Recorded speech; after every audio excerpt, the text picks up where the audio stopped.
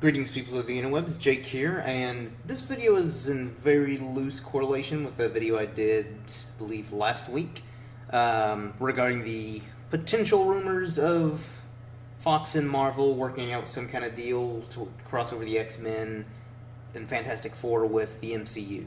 But that's kind of another whole thing. So if you want to check that out, feel free to watch that video and let me know what you think. But this is more about my personal opinion that I think the X-Men would work better or be better utilized as a TV series.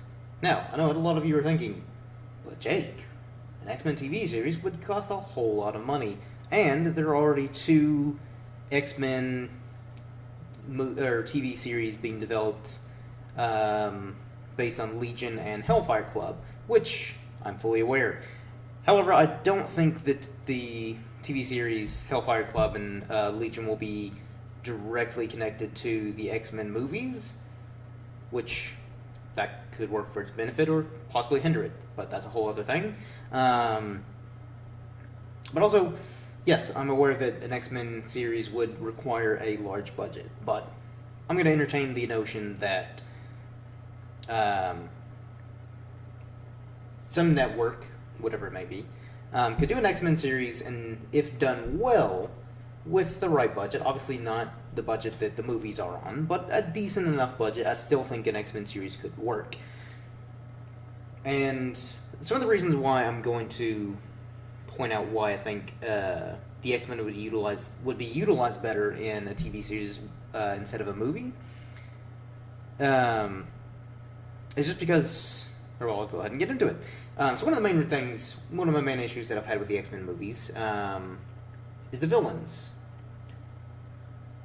Magneto is really the only good villain that the X-Men films have had. And really, let's be honest, the X-Men movies have been very much hit or miss. The first two movies were pretty good for what they were. They maybe don't hold up quite as well to today's standards of comic book movies, but they still helped set the trend and kind of set the bar for comic book superhero movies. Third one was just terrible. X-Men Origins was somehow even worse. Then though Wolverine got a little bit better, First Class just really shot it up to a really high level, and in my honest opinion is the best X-Men movie, followed by Days of Future Past, which was a very, very good follow-up. And then Apocalypse, in my opinion, kind of dropped it back down a bit, but if you want to hear my full thoughts and issues with the movie, check out our review that we did, I don't know, about a month or two ago whenever the movie came out. Because basically, one of my main issues with that movie is lack of development for the characters.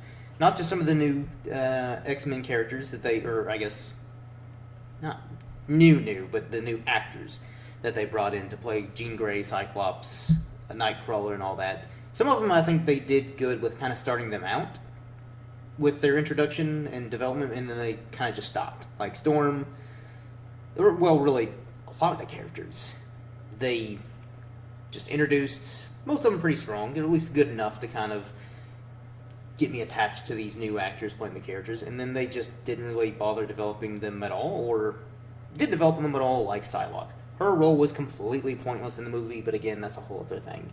And a rant that I won't go into in this video.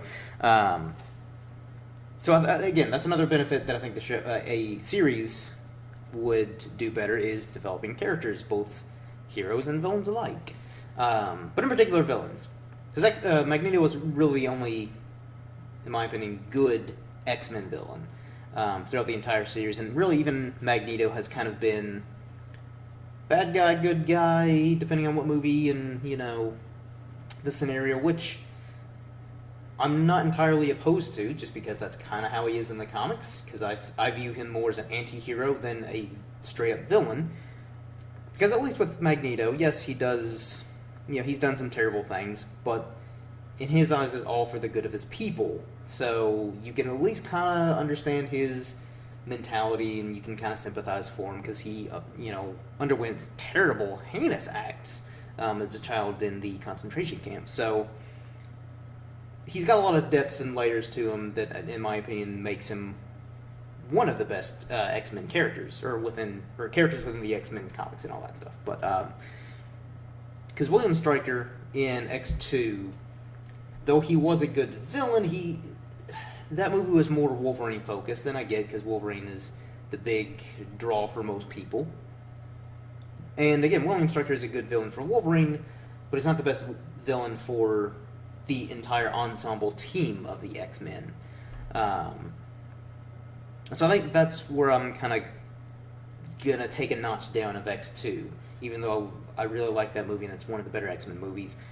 I'm really not even complaining, I'm just kind of, I don't know, nitpicking, I guess. And then Apocalypse. I'm going to be honest, Apocalypse, even though I really like Oscar Isaac and I think he did the best with what he had, Apocalypse I thought was completely wasted and underutilized and not even that imposing of a villain, which is a damn shame because Apocalypse is one of the biggest villains within the X-Men comics and within the X-Men lore and universe, because he was the very first mutant. He has the powers of all the mutants. And I understand that they obviously had to depower him, as a lot of these comic book movies have had to depower some of their characters, because a lot of them are just absurdly powerful, and it kind of, I don't know, it can kind of take you out of the movie or make it less interesting if the villain or the hero is just this absurdly powerful character who's unstoppable. They have to have some kind of weak point. So I understand that they had to depower him. Totally fine with that, but I still feel like he just was not that imposing. And a lot of his dialogue was kind of just reworded. Oh, I gotta destroy the world because reasons. I'm the bad guy. The script says so. More or less. I'm paraphrasing, obviously. And again, that's like one of the biggest blunders of that movie is you take one of the biggest bad villains of the X-Men and you more or less just use him as a setup for another attempt at the Dark Phoenix saga, which, don't get me wrong, the Dark Phoenix saga is a fantastic storyline within the X-Men comics and the animated series, but yeah, I mean, and I do think that they need to try to do that story justice because they kind of attempted a Dark Phoenix saga in X-Men Last Stand with a bunch of other stuff, but that was a jumbled mess, and it's best left just untouched. Let's not talk about that. Because that movie was awful. So I do think that they need to kind of bring justice to that storyline, but I don't think they need to waste one of the best X-Men villains just to set up for that. But that's my opinion. I know a lot of people like the X-Men Apocalypse, and I understand that. You know, I'm not trying to bash the movie or anything like that. It's just my personal opinion. I think they could have handled that a lot better, or at least built Apocalypse up as the big bad, better than what they did. Because even though we had that post-credit scene at the end of Days of Future Past, that didn't really build up the character of Apocalypse. And I would much prefer if they did this in the TV series that I'm entertaining the notion and pitching. Is that, like, say, you know, Apocalypse is the big bad villain of, I don't know, season 4 or something like that, or maybe 5, like later on down the road. So I think in season 1, again, this is just my pitch here, so bear with me.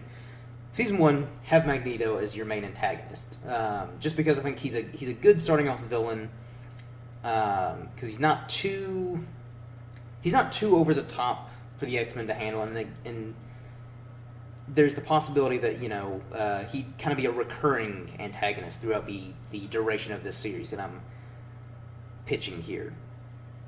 But I think he would be a good villain or antagonist for the first season to kind of just introduce, develop Magneto, the X-Men team, which I think for a TV series they need to incorporate the original team of, you know, Beast, Cyclops, Jean Grey, Angel, and then, of course, incorporate some of the other characters, like when they more or less kind of arguably made X-Men more popular back in the 70s, when they introduced, brought in Nightcrawler, Wolverine, Colossus to the X-Men team along with the original team.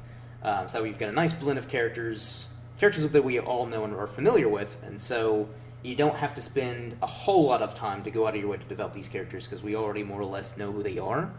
You just gotta kind of establish them in this new universe, because I'm also suggesting that if this TV show happens, which again, bear with me, entertain the absurd notion that this will happen. It's completely rebooted.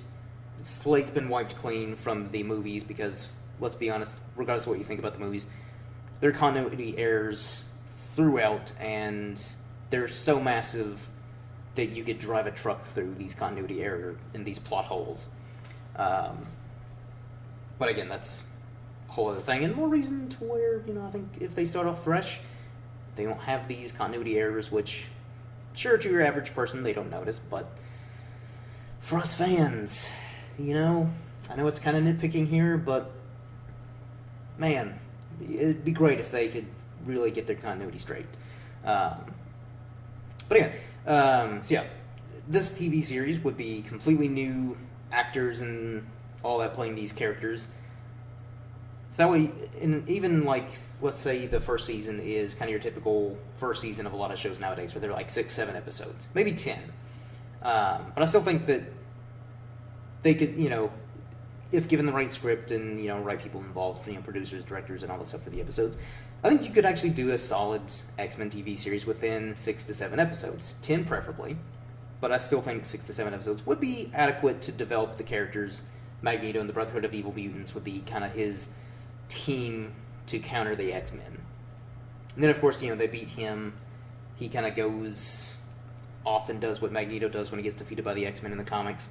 And then season 2, I don't know, have someone else be the villain. But basically, I think it would be cool to kind of have Easter eggs and like little hints and nods to Apocalypse to, again, build him up to be the big bad.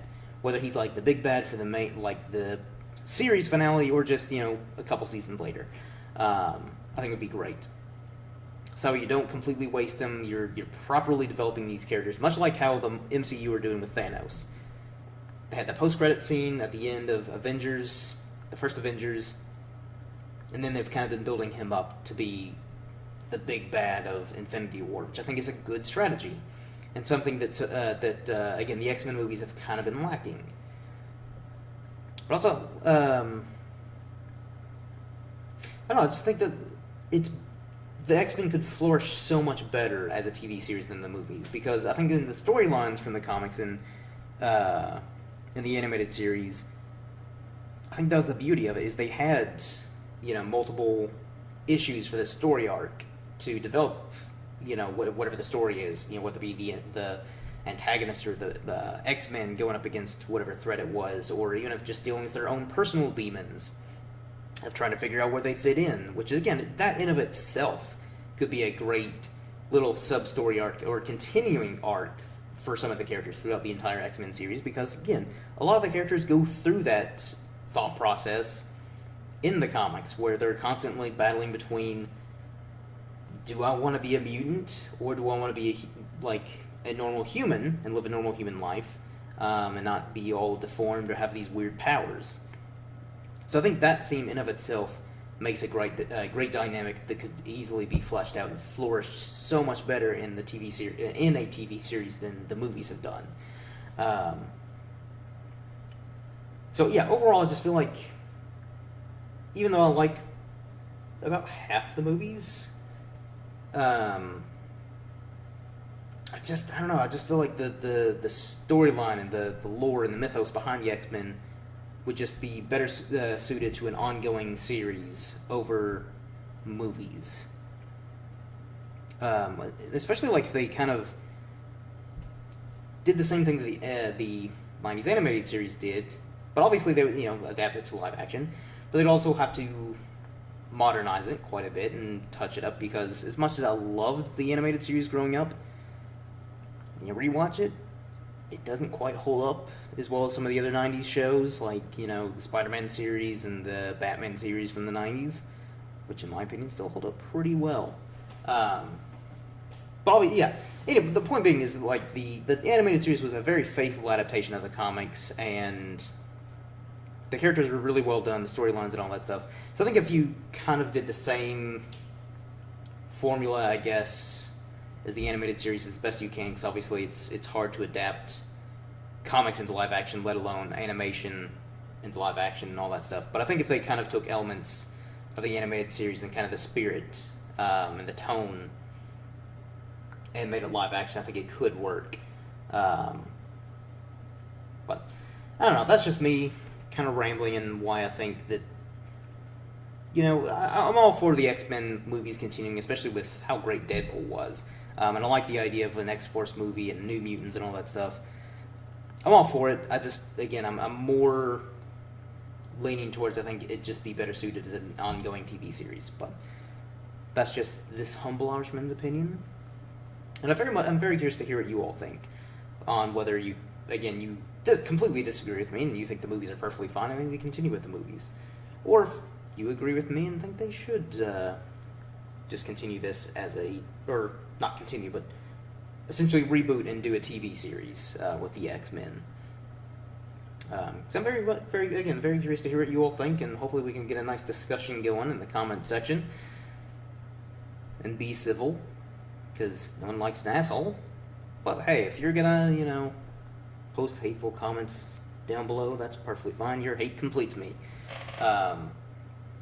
That pretty much wraps up this video. Hopefully you all have enjoyed, and if you all would be so kind as to like, comment, and subscribe on this video, it really helps us out here at Paste of Hell Productions. Because even though we just do this for fun, it really means a lot to us when you like our videos or share them, comment, tell us that we're doing a good job, or even give us constructive criticism on how we can improve. It means a lot to us. And of course, you can check out our Facebook page, Paste of Hell Productions, where you can get updates on new videos coming, the release dates, and overall just what's going on with the channel and all that jazz. Same with our Twitter page, Paste of Hell Pro. Pretty much the same stuff, just updates on what's going on and when videos going to be uploaded, all that stuff. So follow us there, or you can follow me at my own personal personal Twitter page at IrishmanJake, all in words. To just kind of follow me, see what I'm up to, if that takes your fancy. And yeah, I think that pretty much wraps up this video. So hopefully you all have enjoyed, and until next time, everyone, cheers.